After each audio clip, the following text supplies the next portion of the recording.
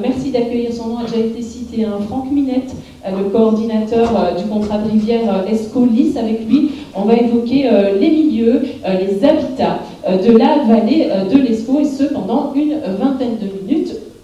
Merci d'accueillir Franck, ça fait toujours plaisir. Voilà. Ça donne du courage, et puis comme ça lui a donné le temps de s'emparer de l'ordinateur, du micro, tout est en ordre. La parole est à toi, Franck. Voilà, merci beaucoup, bonjour à tous. Voilà, donc on a décidé de commencer en fait cette matinée de présentation sur les milieux en fait et les habitats de la vallée de l'Escaut. On s'est dit finalement la biodiversité, on pense souvent aux animaux, mais les animaux, sans milieu, sans habitat, sans zone de reproduction, ils ont quand même un peu de mal à vivre. Et donc voilà, on a dit on va quand même poser déjà les bases. La première chose c'est le terrain, l'habitat, et après on verra les espèces. Donc voilà. Donc pour réaliser simplement cette présentation, j'ai mis, vous aurez les présentations, je ne vais pas passer tout ça en détail, mais des personnes qui ont contribué à la réalisation de cette petite présentation sur les habitats, qui dure à peine 45 minutes, je ne suis pas sûr. C'est-à-dire que la vallée de l'Escaut, en fait, le problème c'est que c'est très grand. Et donc vous imaginez bien qu'en termes d'habitat, on a de quoi faire. Donc simplement pour reposer aussi un peu les choses, voilà. L'Escaut aujourd'hui, alors de manière très générale, très synthétique, on peut la découper en trois grandes parties. Donc vous avez des sources au niveau de la commune de Bouilly jusqu'à Cambrai, ce qu'on va appeler l'Escaut rivière, donc qui a gardé plus ou moins un lit naturel. De Cambrai jusqu'à Gand en Flandre, en Flandre, vous avez l'Escaut canalisé, donc c'est là où l'Escaut a été le plus modifié, endigué, pour faciliter notamment la navigation. Et de Gand jusqu'à la mer du Nord, vous avez ce qu'on appelle l'Escaut maritime, qui est l'Escaut qui en fait subit les marées. Donc vous avez l'influence des marées qui se fait sentir sur cette partie de l'Escaut. Donc autant vous dire qu'en termes d'habitat, ça rajoute encore une grande diversité. Donc c'est pour ça que je dis, ce n'est pas évident aujourd'hui d'arriver à faire en 20 minutes une synthèse de tout ce qu'il pourrait y avoir sur la vallée de l'Escaut. Petit rappel aujourd'hui, il faut savoir qu'il existe plusieurs systèmes de classification des habitats au niveau de l'Union européenne. Donc j'en ai cité quelques-uns. Retenons qu'aujourd'hui, celui qui normalement fait le lien entre tous les pays de l'Union européenne, c'est la typologie ENIS, donc pour European Nature Information System. Voilà. Donc c'est une classification qui est reprise au niveau de tous les États normalement de l'Union européenne, mais qui est adaptée en fait au niveau de chaque pays. Donc par exemple en Wallonie, on va utiliser ce qu'on appelle la typologie Wallonis. Donc en fait, on a repris les habitats de la typologie ENIS et on l'a adapté au contexte wallon. Donc à peu près chaque pays aura fait la même chose, ce qui, donc autant vous dire, complique encore beaucoup la présentation des habitats, entre notamment deux pays, trois régions. Donc voilà, alors ENIS c'est 5282 unités, donc unités habitat, donc ça devenait un peu compliqué pour vous faire une présentation en 20 minutes. Donc ce qu'on a fait, c'est qu'on a fait un choix de simplifier la perception de ces milieux et la présentation des milieux. Donc on a simplement demandé aux différents intervenants que vous avez vu tout à l'heure qui ont participé à la présentation de nous dire, voilà, très bêtement, si vous deviez aujourd'hui présenter les habitats humides le long de la vallée de l'Escaut, quels seraient pour vous ceux qui seraient en jeu de manière très simple. Je ne veux pas des noms compliqués qui sont repris dans la typologie, je veux quelque chose de très basique. Et on est arrivé par exemple à prairie humide, prairie inondable, mégaforbier, vasière, forêt alluviale, enfin voilà. Donc des choses assez basiques. Et c'est ça que je vais vous présenter aujourd'hui. Donc vous avez ici repris en France, Wallonie, Flandre. Alors on a distingué l'Escaut maritime du reste de l'Escaut. Donc la Flandre jusqu'à Gand et la Flandre en aval de Gand. Les bons habitats qui ont été mis en avant par les personnes qu'on a sollicitées. Voilà. Alors je ne vais pas tous vous les présenter non plus. On en a des très spécifiques, comme par exemple la Flandre en aval de Gand, avec les dunes, les marais salants, voilà, les zones de marée d'eau douce, en fait, sont des cours d'eau qui débordent sous l'influence des marées, créant des grandes vasières. Donc ça, ce sont des milieux très spécifiques qui sont liés à cette zone-là et qui, donc je ne vais pas forcément présenter aujourd'hui. Voilà. Donc on va voir une partie de tout ça. Alors, juste pour vous donner, voilà, on commence par les eaux stagnantes. Donc en fait, eaux stagnantes, c'est les lacs, les étangs et les mares, qui se traduisent sous le code Wallonis par ça. Donc autant vous dire que si on commençait à chaque fois à devoir présenter chaque partie sur la classification ENIS, on en avait donc pour même plus de backlog. Donc voilà, donc aujourd'hui on va parler de lacs, de grandes étendues d'eau. Donc il faut savoir que sur le bassin d'Escaut, il n'y a pas de lac naturel. En fait, on a présence de grandes étendues d'eau, alors eutrophes à oligotrophes, qui fonctionnent comme des lacs ou des étangs. Alors pour simplifier, eutrophe ou oligotrophe, eutrophe ça veut dire des étangs, enfin des eaux très riches, oligotrophe, des eaux pauvres en nutriments. Voilà. Donc c'est ça qui va surtout faire la distinction dans les habitats pour tout ce qui est étendue d'eau. Alors, donc pas de lac naturel, par contre, on a sur le long de la vallée de l'Escaut des carrières. Donc, vous avez ici en haut à droite une photo d'une carrière, donc ancienne, aujourd'hui en eau. Certaines carrières aujourd'hui encore en activité, notamment autour de Tournai, qui accueillent de nombreux habitats et ou espèces intéressantes. Vous avez les bassins d'effondrement, là c'est l'étang, je crois, d'Amaury, et des grands réservoirs d'eau pour la navigation. En bas à gauche, là-bas, vous avez le grand large de Péronne à côté de Tournai. Donc voilà, donc ça ce sont les grandes étendues d'eau qu'on peut trouver le long de la vallée. Alors en termes d'habitat, ce qui est intéressant, ça va être notamment les tapis à caracées que vous avez en haut à droite. Donc les caracées sont des grandes algues, des algues géantes, sont les seules présentes en eau douce chez nous, et donc qui constituent aujourd'hui un habitat même d'intérêt européen, notamment pour Natura 2000. On va retrouver évidemment les formations à camps potamo, grands herbiers aquatiques ou les tapis de nénuphars.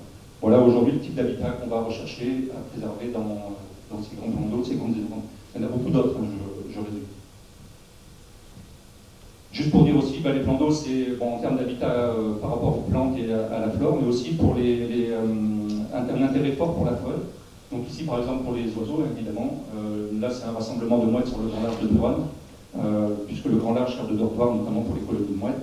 Et alors en Wallonie, je ne sais pas trop pour le reste pour la France ou pour la Flandre, mais en Wallonie, les carrières aujourd'hui, par exemple, sont le dernier refuge pour notre écrevisse à pattes rouges, qui est en voie de disparition. Alors, un autre plan d'eau, c'est les mares. Donc on change de taille évidemment, mais par contre on gagne presque en intérêt puisque les mares représentent vraiment un enjeu. Ça c'est ressorti d'office auprès de toutes les personnes qu'on a sollicitées, aussi bien en France, en Wallonie qu'en Flandre. La mare est un enjeu le long de la vallée de l'Escaut, pour les espèces animales, ça on sait tous, notamment les amphibiens, mais notamment aussi par rapport aux plantes. La mare présente une très très grande biodiversité en fait rapporté à un tout petit périmètre. Donc parmi les habitats qu'on va éventuellement favoriser, les herbiers à renoncules, les radeaux flottants, là, vous avez l'hydrocarus, Hydrocarus sustranae, voilà. Vous avez les radeaux flottants Astraciothaloides, donc les aloefoa ou l'astraciote. Voilà, c'est un peu atypique, c'est pour ça que je les ai mis, mais voilà. Les mares sont vraiment très riches. En fait, on a une très très grande biodiversité dans les mares, et donc représente vraiment un enjeu sur la vallée. Alors les cours d'eau, donc là pareil, au niveau de la typologie, on a vraiment de quoi faire. Retenons que ce qui est entre les carrés rouges correspond vraiment au ruisseau plutôt de la vallée de l'Escaut entre Cambrai et Gand. Donc ce qui va plus nous intéresser aujourd'hui, avec la partie Escaut-Rivière aussi. Voilà. Donc, simplement les cours d'eau chez nous, on est dans un contexte de cours d'eau de plaine, donc des cours d'eau lents, sinueux, avec des eaux riches, et donc qui ont tendance à se réchauffer relativement vite. Donc ça, c'est déjà, on pose le constat. Et le deuxième, c'est qu'on est sur un territoire où les cours d'eau, historiquement, ont toujours servi à favoriser l'évacuation de l'eau et donc ont été fortement modifiés. Ce qui a contribué aujourd'hui à fortement appauvrir la biodiversité dans les cours d'eau de nos territoires. Mais on a quand même encore quelque chose à préserver. Donc, les grands cours d'eau, comme l'Escaut ou la Lys, donc là on est sur le fleuve Escaut évidemment, mais aussi la Lys, qui aujourd'hui avec les rectifications et les aménagements présente un gabarit quasiment similaire à celui de l'Escaut. Donc on va retrouver, ce qui va vraiment être intéressant dans ces grands cours d'eau, c'est les herbiers aquatiques. Donc ici, deux exemples, les herbiers aquatiques à Potamopectinée. En bas, c'est Potamopectinée et vous avez de la Sagittaire, notamment. Donc ça a été pris en photo sur l'Escaut dernièrement. Voilà. Donc ça, c'est vraiment des enjeux importants pour le fleuve. On voit sur la photo en haut, vous avez une carpe qui est en train de frayer en fait dans les herbiers. Voilà. Donc le type d'habitat qu'aujourd'hui on va essayer de favoriser sur l'Escaut. Et alors une autre chose qui va être intéressante, ce sont dans ces grands cours d'eau, ce sont les zones découvertes lors des variations de niveau d'eau. Donc en fait, toutes les petites vasières qui vont se créer le long du cours d'eau lorsque les niveaux descendent. Deuxième type de cours d'eau, ça va être justement ces cours d'eau lents, sinueux, plus ou moins rectifiés, comme on voit sur la photo, où là, on classifie classifie, on caractérise souvent les cours d'eau aussi en fonction des types d'espèces piscicoles qu'on va retrouver. Donc ici, on est sur les types de poissons qu'on appelle les citrinidés, donc les poissons blancs, donc comme la crème, le gardon, la boulière, qui est une espèce protégée qu'on peut retrouver dans ce type de cours d'eau. Et là, on va chercher à favoriser à nouveau, en termes d'habitat, les herbiers aquatiques, donc communauté des eaux peu profondes, arbononcules, donc ça c'est les termes officiels pour caractériser les habitats. Donc vous avez une photo là, par exemple. Ou des communautés alcaliques riches. Et alors un deuxième habitat qui est vraiment important pour les cours d'eau, évidemment, sont les berges, où on va retrouver des communautés de plantes amphibies. Alors là, il y en a toute une série, on verra, on va les découvrir aussi par après. Et évidemment, la ripisylve, donc le cordon boisé qui va longer les cours d'eau et qui présente aujourd'hui un intérêt vraiment très important pour les espèces animales. Troisième type de cours d'eau qu'on peut rencontrer, alors là on change un peu de catégorie, on va passer au niveau des cours d'eau plus dit avec des espèces plus exigeantes. Donc on est presque dans les cours d'eau salmonicoles, c'est-à-dire on va retrouver la truite, le chabot, donc voilà, donc des cours d'eau avec des eaux un peu plus rapides, un peu plus fraîches et oxygénées, dont les températures n'augmentent pas trop en été. Donc on en retrouve encore sur le sous-bassin. Et là, on va retrouver des habitats un peu plus spécifiques, justement liés à la rapidité du courant notamment, et à une qualité d'eau souvent meilleure. Donc voilà, et là c'est pareil, on va rechercher à préserver tout ce qui est habitat herbier aquatique, donc arbononcules, alcalitriches, comme vous avez en bas sur la photo. En haut, c'est une zone, on est vraiment sur l'amont du cours d'eau, zone de source, où on va retrouver des habitats un peu plus spécifiques de source. Voilà. Et alors, un intérêt aussi pour les habitats, c'est tout ce qui va être le substrat du cours d'eau, dans ce type de cours d'eau où les substrats graveleux, les cailloux, les choses comme ça vont servir, doivent être préservés puisqu'ils servent de zone de reproduction notamment pour de nombreuses espèces. Voilà. Un autre milieu qui est lié au cours d'eau, la forêt alluviale. Donc aujourd'hui, alors la forêt alluviale c'est une formation boisée qui va être située dans les zones inondables des cours d'eau. Donc il ne va vivre et fonctionner que parce qu'il y a un débordement régulier du cours d'eau dans cette zone forestière. Et les espèces forestières qui vont se développer là sont vraiment adaptées à cette inondation plus ou moins longue ou répétée du terrain. On va retrouver notamment l'aulne, le frêne, les sols, sont des espèces caractéristiques. Alors, sur la vallée de l'Escaut, là tout le monde est d'accord aussi dans les différentes régions, c'est vraiment un habitat aujourd'hui dégradé et très localisé. On n'a plus de grandes forêts alluviales qu'on pouvait avoir, notamment l'Escaut ou la Lys. On retrouve aujourd'hui des tout petits habitats éparpillés sur l'ensemble du territoire. Donc c'est des choses aujourd'hui qu'on va chercher à favoriser en termes d'habitat sur la vallée. Alors on change complètement, là on va passer après les milieux, on va dire plus fermés comme les forêts, on va passer dans les milieux plus ouverts, donc les prairies humides. Alors là, prairies humides, bon pareil, on pourrait développer pendant des jours sur la typologie, mais voilà. On a gardé un terme assez générique, donc c'est les prairies où il y a de l'eau, plus ou moins permanente, prairies inondables ou humides de manière permanente. On a tout regroupé dans un même milieu, quoi, voilà. Alors ce sont des habitats qui ont fortement diminué, ça vous le savez j'imagine, mais les prairies sont, on va dire, en voie de disparition, par la rectification des cours d'eau, par l'endiguement des cours d'eau, les drainages, la fertilisation un peu à outrance qui va jouer aussi sur les types d'habitats qu'on va retrouver sur ces prairies. Et donc d'une manière générale aujourd'hui, on va dire que tout ce qui est prairie humide présente un intérêt. Voilà, il faut plus se poser de questions. Une prairie humide aujourd'hui, c'est un enjeu à l'échelle de la vallée de l'Escaut. Alors, on a deux types, on va dire, de prairies humides. Ce qui va les caractériser surtout, c'est la richesse du sol, la nature du sol, et puis les fréquences d'inondation. Voilà. Alors, on va garder les prairies humides un peu, on va dire, eutrophes à mésotrophes, c'est-à-dire moyennement riches, pâturées ou non, fauchées, inondables ou non, ça dépend, mais voilà. Vous avez ici deux exemples, donc une prairie humide avec inondée assez régulièrement, et en bas une belle prairie humide, mais amendée. Donc on va aller bien vers plus haut, mais n'empêche que c'est une super belle prairie humide, très intéressante, qui accueille quand même pas mal, notamment d'amphibiens ou d'oiseaux. Donc voilà. Alors j'ai mis une petite carte d'Amine des prés qui est souvent l'espèce typique des caractéristiques des prairies humides, sauf pour les prairies amendées où elle a tendance à disparaître. Mais voilà, c'était un peu l'emblème de nos prairies. Deuxième type type de prairies, c'est des prairies, on dit maigres, c'est-à-dire les prairies où les sols, avec des sols pauvres. Donc celles-là sont devenues vraiment très très rares à l'échelle du sous-bassin, et d'une manière générale, dans tous les pays de l'Union européenne, ce sont des milieux qui sont en voie de disparition. Donc c'est vraiment des prairies inondables ou non, hein, donc là c'est la même chose, mais surtout non amendées. Ce sont vraiment des prairies naturelles, qui n'ont pas été qui ne sont pas amendées, qui peuvent être pâturées et ou fauchées, en tout cas sur lesquelles on a une gestion. On verra que si on ne les gère pas, ça va évoluer vers un autre type de milieu. En tout cas, donc il y a une gestion sur ces prairies-là, donc c'est du pâturage ou du fauchage.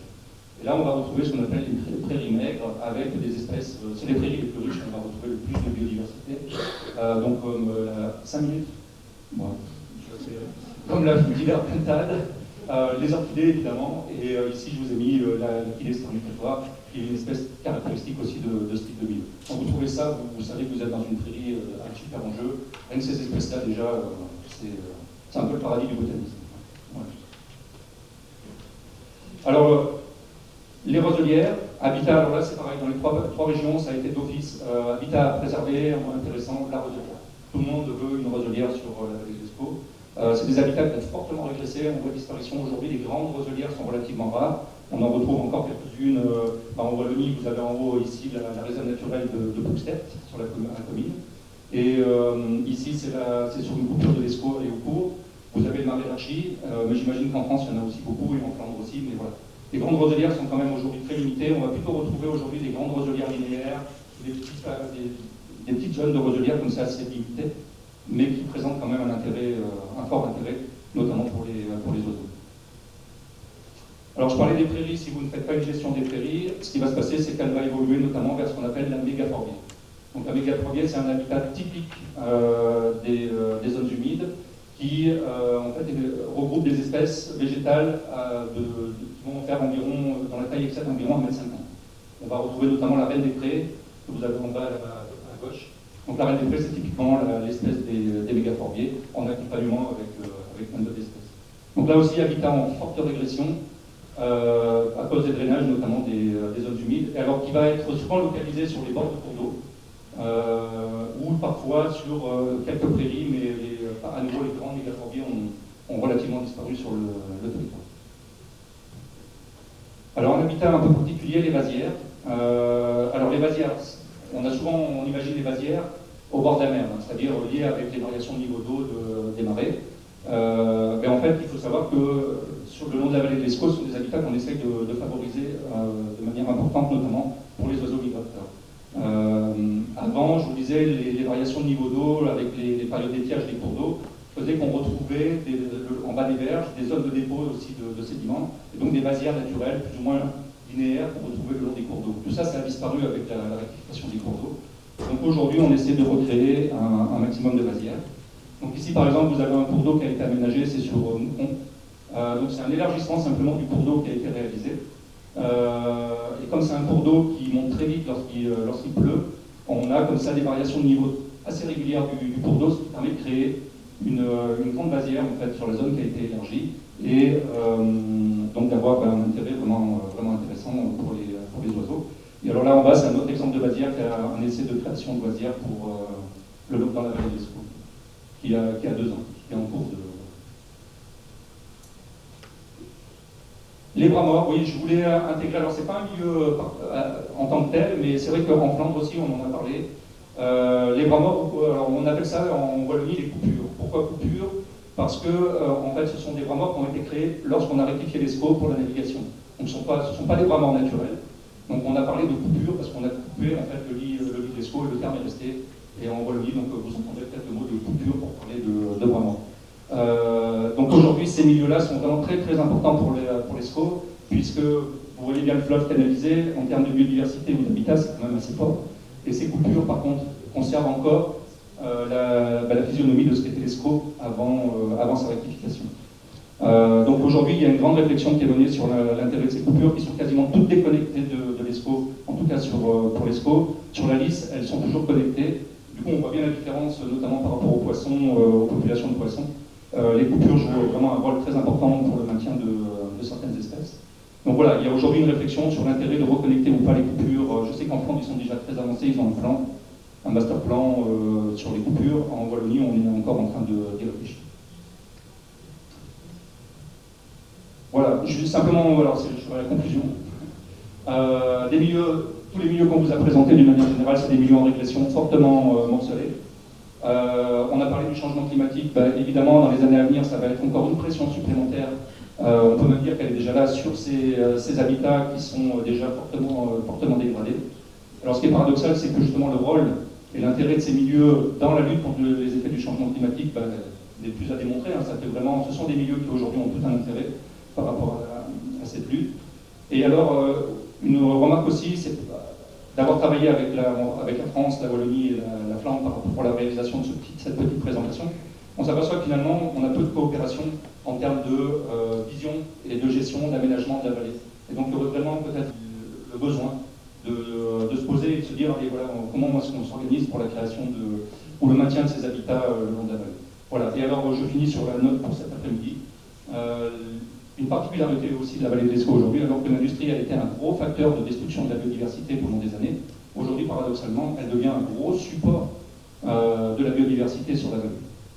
Voilà, donc les espaces industriels, et je ne suis pas payé par les industriels, vous comprenez, mais les industries ou les espaces industriels sont aujourd'hui vraiment, pour nous, en tout cas en Wallonie, un support pour le maintien de la biodiversité. Et alors, dernier petit mot, si vous voulez faire un petit lien entre tout ce que vous a présenté, la France, la Flandre et la Wallonie, il faut savoir que la région Wallonne a créé un site qui s'appelle http://biodiversité.wallonie.be, qui reprend toutes les typologies d'habitat sur le système Code Wallonie, mais qui fait le lien avec le système français, les noms anglais, mais aussi dans législation, l'onglet législation, vous aurez aussi le lien avec les habitats Natura 2000, et ainsi de suite. Donc ce site va vous permettre de refaire la référence avec les différents codes qu'il peut y avoir aujourd'hui en Europe. Voilà, j'ai tout. Merci beaucoup Franck pour cette présentation.